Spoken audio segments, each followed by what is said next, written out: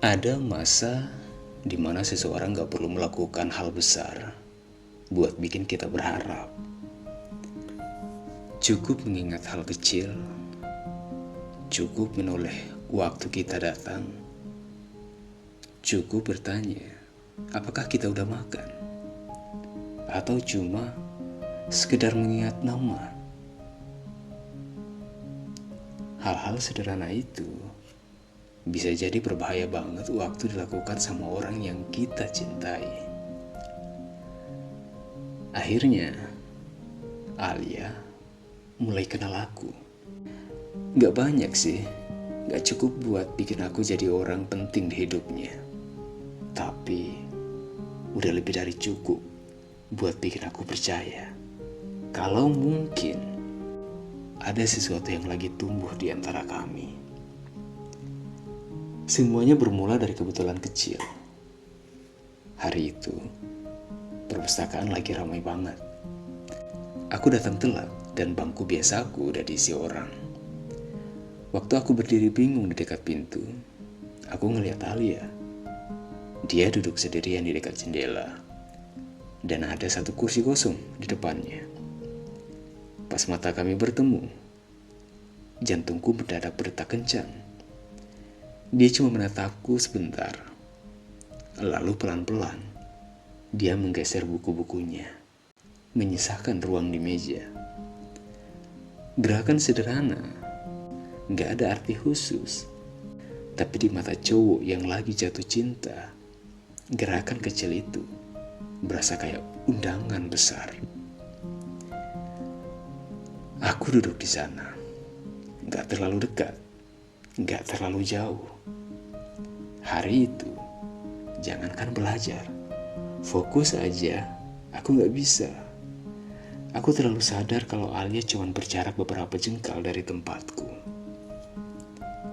Waktu perpustakaan mulai sepi, dan dia udah pergi, aku nemuin secari kertas kecil di dekat bukuku. Isinya tulisan tangan tentang judul buku yang sempat aku cari beberapa hari lalu.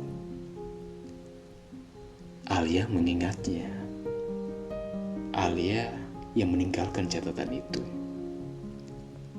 Hal kecil kan? Sangat kecil.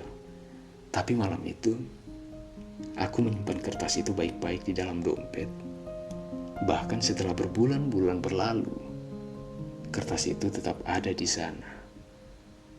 Karena di kepalaku, kertas itu bukan cuma catatan biasa, tapi sebuah bukti. Bukti kalau Alia memperhatikanku. Dan manusia yang lagi jatuh cinta memang paling pintar mengubah hal kecil yang tak berarti jadi harapan yang teramat besar. Setelah hari itu, perhatian-perhatian kecil lainnya mulai berdatangan. Kalau di perpustakaan, Alia mulai sering duduk gak jauh dari tempatku. Kadang dia menitipkan bukunya kalau mau ke toilet sebentar. Kadang, waktu dia jalan melewatinya mejaku, dia ngasih senyuman tipis. Gak ada yang istimewa, gak ada yang romantis. Tapi, aku mengumpulkan satu persatu, kayak orang bodoh yang lagi ngumpulin pecahan kaca. Sambil berharap suatu hari, pecahan itu bisa menyatu jadi cermin yang utuh. Pikiranku mulai liar.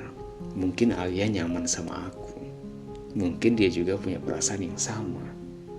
Mungkin dia cuma belum menyadarinya. Kata mungkin itu kembali hidup di kepala aku. Setiap hari, setiap malam. Sampai akhirnya, bayangan semua itu berasa kayak kenyataan. Pernah suatu pagi, aku datang ke kampus dalam keadaan demam. Badanku lemas banget dan habis kelas selesai. Aku cuma bisa duduk sendirian di bangku taman sambil nahan pusing. Gak lama, Alia lewat. Dia sempat berhenti dan ngeliatin aku agak lama. Sebelum akhirnya pergi gitu saja. Beberapa menit kemudian, si orang anak kantin datang bawain aku teh hangat sama obat. Katanya ada cewek yang menitipkannya buatku. Aku gak perlu nanya siapa, aku udah tahu. Aku pegang gelas itu lama banget, hangatnya menjalar ke telapak tangan. Tapi yang jauh lebih hangat adalah perasaan di dadaku. Malamnya aku gak bisa tidur. Kepalaku terus mengulang kejadian itu kayak kaset rusak. Alia peduli. Alia peduli. Dan karena aku mencintainya, kepedulian kecil itu langsung aku terjemahkan sebagai cinta. Padahal mungkin enggak. Mungkin dia cuma gak tega ngelihat orang sakit.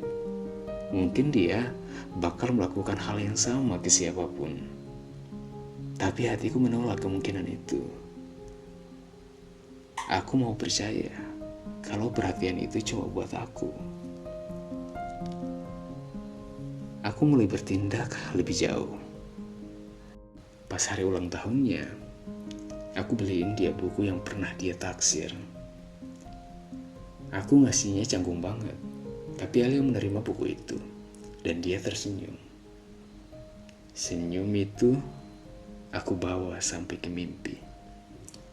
Aku mulai ngumpulin benda-benda kecil, tiket acara kampus yang pernah kita datangi bareng, catatan-catatan kecil, sampai buku-buku yang pernah dia rekomendasikan.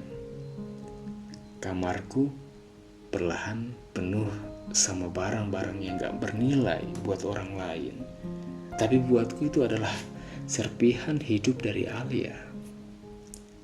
Aku mulai membayangkan masa depan sama dia, membayangkan kita jalan bareng, makan bareng, pulang bareng sehabis hujan.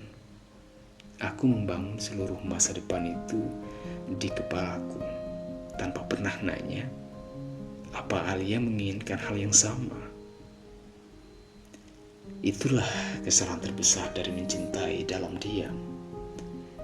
Kamu bebas membangun istana di dalam kepala tanpa ada yang melarang, tanpa ada yang menyadarkan kalau semuanya cuma hayalan. Sampai akhirnya kenyataan datang dan merubuhkannya seketika. Aku terlalu sibuk mencintainya sampai lupa menanyakan apakah aku dicintai. Alia gak pernah bilang kalau dia punya perasaan sama aku. Gak pernah. Aku cuma terlalu mahir membaca tatapan, mengartikan senyuman, dan mengubah kebetulan jadi pertanda. Aku belum tahu kalau cinta gak selalu pulang ke rumah yang paling setia menunggu.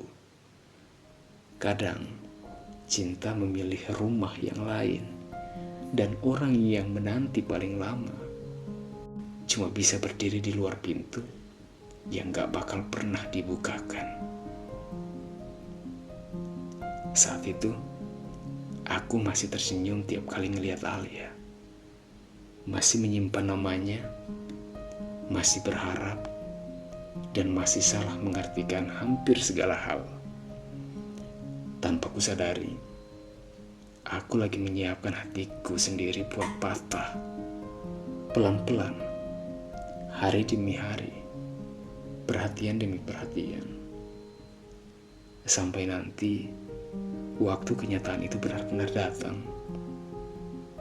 Aku bukan cuma bakal kehilangan Alia, tapi aku juga akan kehilangan seluruh masa depan yang selama ini ku bangun sendirian di dalam kepala.